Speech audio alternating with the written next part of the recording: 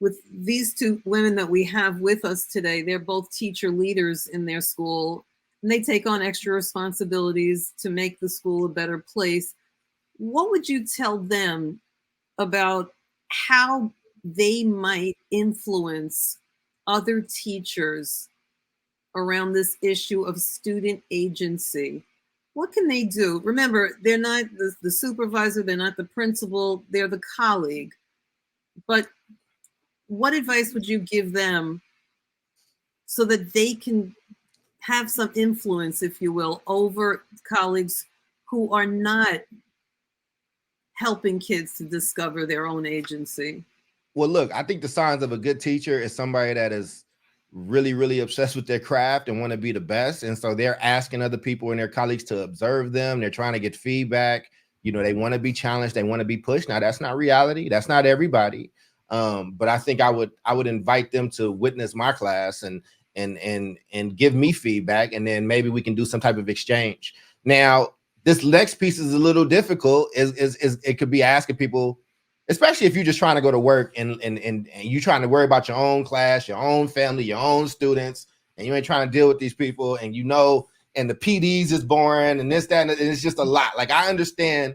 I worked in the district in the SUS office. I understand the minutia of certain things that happens in those rooms. But remember when all that racial reckoning stuff was happening in the police, and people would ask questions like, well, if you keep saying all police ain't bad, what are the good police doing about the bad police? Like if they seeing this happening, so you just mean to tell me half of these people are really good and half of these people are really bad, but nobody's saying anything. I think if you've ever said that, I think that then also has to apply in education. If you know that a teacher does not prepare, does not do their lesson planning, is not a good teacher, is not up to standard, is playing a movie a little too often, that's insider language for people that's in education. When I learned why teachers show movies sometimes, like a lot, it bugged me out as an adult, but I don't want to get sidetracked. But if those things are happening, then the same way you expect a good cop to call out a bad cop, I think good teachers should call out bad teachers. I think when you're not up to snuff in your practice, I think it's a problem. The same way that if it's a championship basketball team and three people they're not in shape, they fouling out, they're not doing their job, I think amongst that team, you have to correct that, because it's not just about your individual performance as a teacher. There's a cacophony of different things that go into that, and that school ultimately has to be a team. Now, laying those challenges down, listen, no good deed goes unpunished. It might not always work out, and it is what it is, and you got to make some decisions there. But I think teachers know when their colleagues are putting in their best effort and when they are not.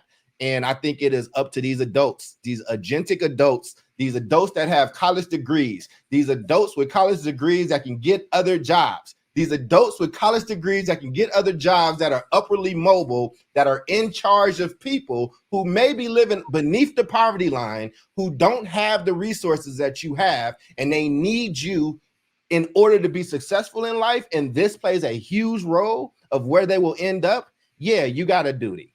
And if you're not up to that duty, then don't go wagging your finger and other social issues at other social people when you were scared to raise your hand up.